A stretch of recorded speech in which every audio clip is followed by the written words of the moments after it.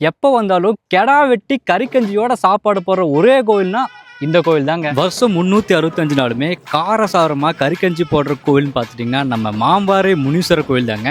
இந்த கோவிலில் 6 மணிக்கு மேலே யாருமே இருக்கக்கூடாதுங்க. இந்த கோவிலில் பெண்களுக்கு அலோடு கிடையாதுங்க.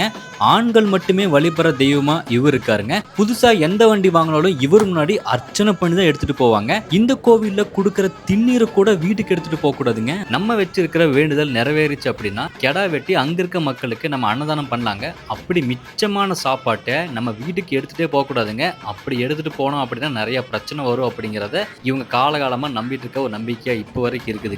இந்த மாதிரி ஒரு காரசாரமான எங்கேயுமே சாப்பிட்டது இல்லைங்க. இந்த கோவிலோட ஸ்பெஷலே இந்த காரசாரமான ஒரு சாப்பாடு தாங்க.